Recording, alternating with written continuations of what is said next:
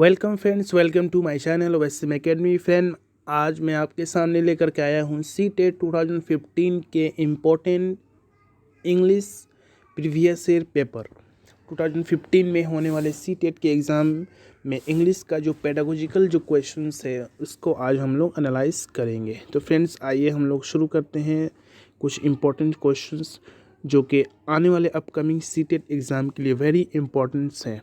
15 questions को आज हम लोग सॉल्व करेंगे। सबसे पहले हम लोग देख लेते हैं डायरेक्शंस जो कि 136 to 105 50 answers the following questions B selecting by the most appropriate options.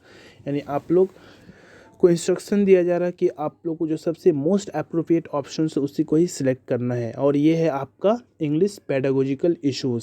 सबसे पहले क्वेश्चन से क्वेश्चन नंबर 136 क्वेश्चन से remedial teaching as a part of formative assessment means. यानी रेमेडियल टीचिंग है जो कि पार्ट है फॉर्मेटिव असेसमेंट, इसका मतलब क्या होता है। Option number 1, diagnosing and addressing gaps in learning. Option number B, the teachings beyond the textbook. Option number C, the extra coaching by the parents. And option number D, the teachings for gifted student. तो friends, इसका जो सबसे most suitable answer जो होगा option number 1, remedial teaching is a part of the formative assessment means the diagnosing and addressing gaps in the learning, hence the option number 1। यानी formative assessments means क्या होता है कि आप कोई भी लेसन्स को उस वक्त पढ़ाएं और उसी टाइम आपने सिंपल एक टेस्ट ले लिया। तो इससे क्या होता है, remedial teaching as a part of formative assessment. तो रेमेडियल टीचिंग क्या है, पार्ट है फॉर्मेटिव असेसमेंट का, और ये डायग्नोस कर लिया जाता है कि आपके लर्निंग में जो गैप्स हुआ है। ठीक है, तो आप लोग ऑलवेज याद रखिएगा, formative assessment is a part of remedial addressing the gaps in learning, और ये फॉर्मेटिव असेसमेंट का पार्ट है रेमेडियल टीचिंग्स। क्वेश्चन नंबर 136 है, which of the following is a value associated which the inclusive classroom. इसमें से कौन सा एक ऐसा वैल्यू एसोसिएट किया जाएगा इंक्लूसिव क्लासरूम में। ऑप्शंस है option number 1, the competitions. Option number B, envy. Option number C, empathy. Option number C, collaborations. तो यहाँ पे ऑप्शन नंबर डी जो सबसे ज़्यादा सूटेबल है कि इंक्लूसिव क्लासरूम, यानी एक ऐसा क्लासरूम जिसमें कुछ मतलब कि स्पेशल टाइप के चाइल्ड रहते हों या चाइल्ड पढ़ते हों, तो वहाँ पे सबसे जो इम्पोर्टेंट जो होगा उन लोगों के साथ कोलैबोरेट होकर के, यानी फ्रेंडली मैनर में उन लोगों को भी क्लास करवाया जाए या क्लास दिया जाए। तो इसीलिए यहाँ पे जो ऑप्शन होगा option number D, the collaborations. Value associated with an inclusive classroom is collaborations. Okay, यानी इंक्लूसिव स्टूडेंट के साथ हमेशा कोलाबोरेशंस के साथ क्लास होगा।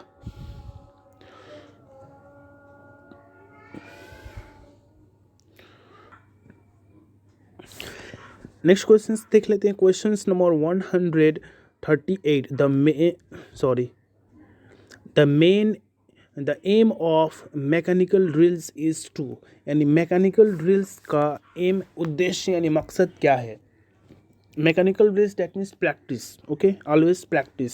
Option number 1, strength the role learning capacity of the learners. Option number B, they encourage the creative use of language among the learners. Option number C is they improve the fluency of learners. And option number D, improve the accuracy of the learners. तो इसका जो सबसे most suitable जो answer होगा, यहाँ पे answer दिया हुआ है option number B, the encourage the creative use of language among the learners.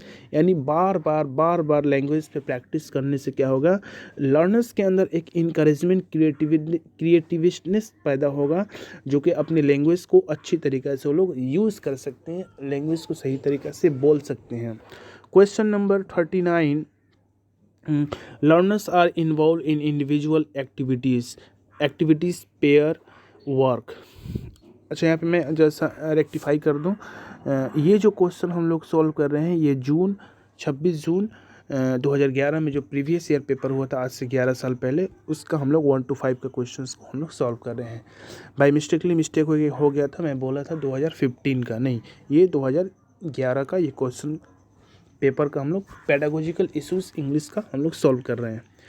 तो हम लोग देख रहे हैं, तो क्वेश्चन नंबर 139, तो learners are involve in individual activities, pair work, group work and whole class work because this, यानी बोला जा रहा है लर्नर इन्वॉल्व हैं वो अपना इंडिविजुअल एक्टिविटीज़ में या पेयर वर्क यानी जोड़ा जोड़ा में, मतलब कोई लर्निंग कर रहे हैं, सीख रहे हैं, या ग्रुप वर्क में एक ग्रुप बना करके, या होल क्लास, ये पूरे क्लास एक साथ ये कर रहे हैं, मतलब क्लास कर रहे हैं या लर्न कर रहे हैं। बिकॉज क्यों कर रहे हैं, आखिर इसका रीज़न क्या है, what's the main reason behind this. तो ऑप्शन नंबर 1 है provide the learners opportunities to reflect in a classroom. तो आप एज ए टीचर होने के बाद नाते लर्नर्स को ये प्रोवाइड कीजिएगा, अपॉर्चुनिटीज़ को प्रोवाइड कीजिएगा। या ऑप्शन नंबर बी है have the sole aim of introducing the variety in a language classroom.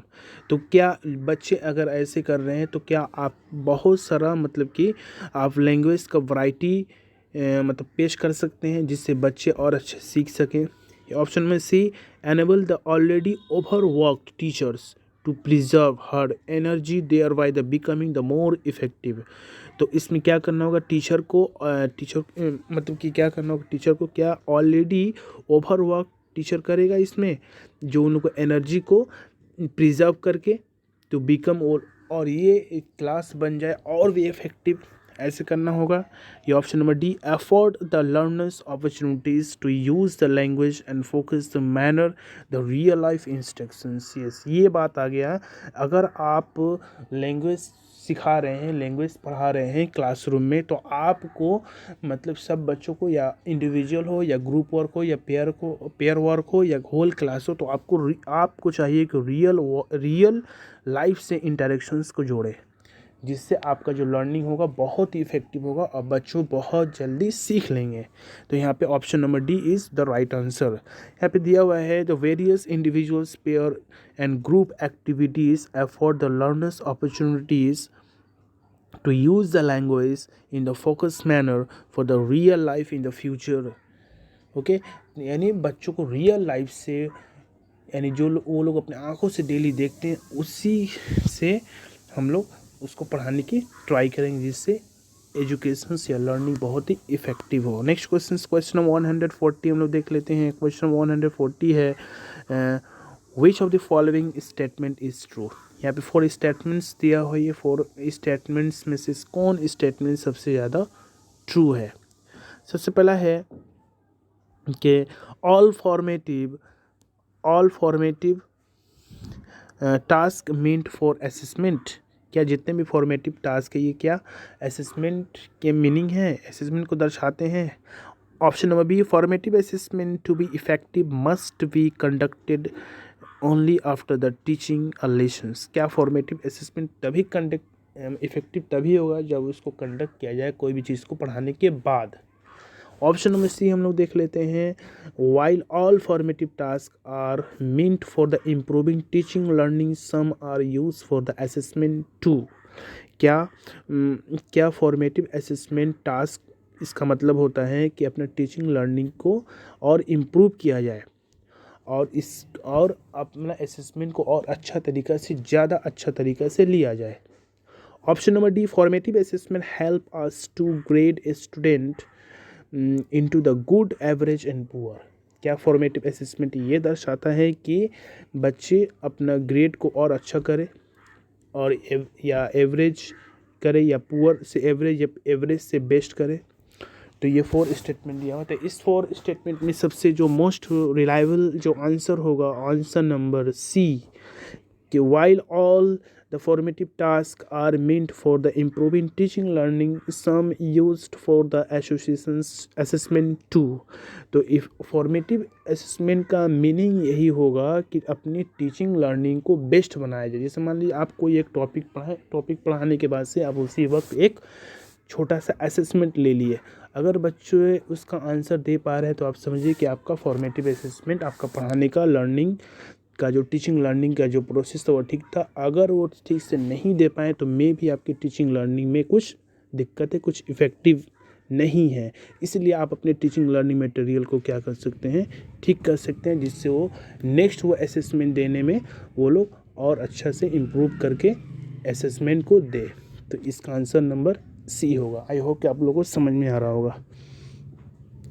Question number 141, when young learner seems to lose interest in lessons the teacher should, यानी बताया जा रहा है जब एक छोटा लर्नर महसूस कर रहा है कि वो अपना इंटरेस्ट लॉस कर रहा है कब जब उसको कोई लेसन्स पढ़ाया जा रहा है।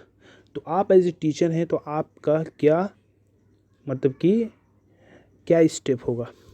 Option number 1, to tell a story और कंडक्ट एन इंटरेस्टिंग एक्टिविटी, कि आप उन लोगों को एक अच्छा स्टोरी बताएंगे और एक्टिविटी को कंडक्ट करेंगे।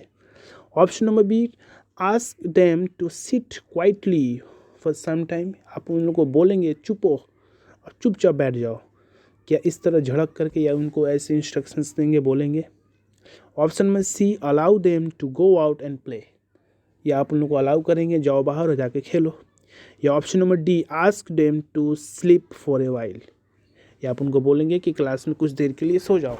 तो ये तीनों जो बी सी और डी, ये तीनों ऑप्शंस इनएप्रोप्रिएट हैं, ये सही नहीं है और बीइंग ए टीचर इस तरह नहीं करना चाहिए। इसलिए ऑप्शन नंबर 1 सही है। When young learners seems to lose interest in lessons the teacher should tell a story और conduct an interesting activity to regain their interest. Teacher को चाहिए कि जब बच्चे अपना इंटरेस्ट लॉस कर रहे हैं तो कोई ऐसा एक्टिविटी कराए, कुछ ऐसा इंटरेस्टिंग एक्टिविटी कराए जिससे सब बच्चे इन्वॉल्व हो जाए और इन्वॉल्व होकर के वो एनर्जाइज हो जाए। तब जाकर के आप जो टॉपिक पढ़ा रहे हैं फिर इस टॉपिक पे आप धीरे से मतलब आकर फिर अपना टॉपिक को कंटिन्यू कर सकते हैं। नेक्स्ट क्वेश्चन बहुत इंपॉर्टेंट है और ये ऑलवेज पूछा जाता है हर स्टेट टेट्स में। क्वेश्चंस है the right of the children to free and compulsory education act 2009। Okay, इस लाइन को आप लोग लर्न कर लीजिएगा कि right of children to free and compulsory education act 2009 ये पूछा जाता है कि कब right to education act free and compulsory act कब पेश किया गया था, कब इंट्रोड्यूस किया गया था। तो 2009 में। तो ये बताया जा रहा है had included all around development, इस एक्ट में बताया गया बच्चों को ऑल अराउंड डेवलपमेंट हो of the child as one of the aims of education because. तो ये बच्चों यानी इस एक्ट में बताया गया कि बच्चों को ऑल अराउंड डेवलपमेंट हो, तो ये एक मकसद है। ठीक है, AIIMS of the education because ये क्यों, व्हाट इज इसका रीजन क्या है। तो ऑप्शन नंबर 1 हम देखते हैं, it returns the physical mental emotional aspect of the child, यानी ऑल राउंड डेवलपमेंट बोलने से क्या, किस किस्म का डेवलपमेंट। तो ऑप्शन नंबर 1 में बोला जा रहा है it nurtures the physical mental and emotional aspect of child, यानी इसका मतलब बच्चों का परवरिश जो हो फिजिकली हो, मेंटली हो, इमोशनली हो, यानी हर एस्पेक्ट ऑफ, यानी बच्चों को जो हर एस्पेक्ट जो है उसके हिसाब से डेवलपमेंट हो। Option number B, it's ensure that every child is a part of the work force, यानी ये तो नहीं है कि हर बच्चों को मतलब काम के लिए वर्क फोर्स किया जाए। Number C, the every child grows rapidly between the 6 to 14 years, यानी क्या बच्चे सिर्फ 6 to 14 ईयर्स रैपिडली बढ़ते हैं, ऐसा तो नहीं है। Number D, the poor health care is initials, यानी बच्चों को पुअर हेल्थ के लिए कुछ इंपॉर्टेंट इनिशियल्स केयर किया जाए। तो ऐसा ये तो होता ही है, लेकिन ये बहुत ज़्यादा इंपॉर्टेंट नहीं है। लेकिन इंपॉर्टेंट जो सबसे है RTE act compulsory education act 2009 के हिसाब से बच्चों को ऑल राउंड डेवलपमेंट बोलने का मकसद है कि बच्चों को फिजिकली, मेंटली, इमोशनली एस्पेक्ट्स यानी ओवरऑल उसका डेवलपमेंट होता है। इसलिए option number 1 is the right. उसके बाद नेक्स्ट हम लोग देखते हैं क्वेश्चन नंबर 143, जो कि आज के लिए लास्ट क्वेश्चन होगा क्योंकि वीडियो बहुत ही लंबा हो जाएगा।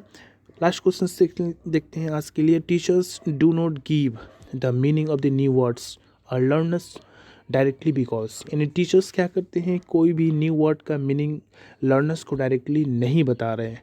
ठीक है, तो क्यों, आखिर इसका मेन रीजन्स क्या है। नंबर 1 ऑप्शंस है learners do not like to be given the meaning of the words, यानी लर्नर्स लोग क्या मतलब कि वो लोग पसंद नहीं करते हैं मीनिंग का, वर्ड का मीनिंग बताने में।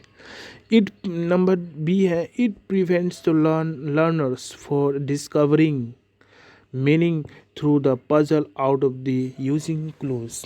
तो इसमें क्या कर रहे हैं, क्यों ये प्रिवेंट कर रहे हैं, लर्नर को मना किया जा रहा है for discovering the meaning through the puzzling, यानी लर्नर्स को ये मौका दिया जा रहा है कि कुछ क्लू देने से मे भी वो लोग मीनिंग कुछ बोल सकते, कुछ पजल, कुछ गेम्स वगैरह बताने या कुछ उसको क्लू देने से, कुछ करीबी मीनिंग आसपास के कुछ मीनिंग बताने से वो मे भी वो मीनिंग को समझ जाए।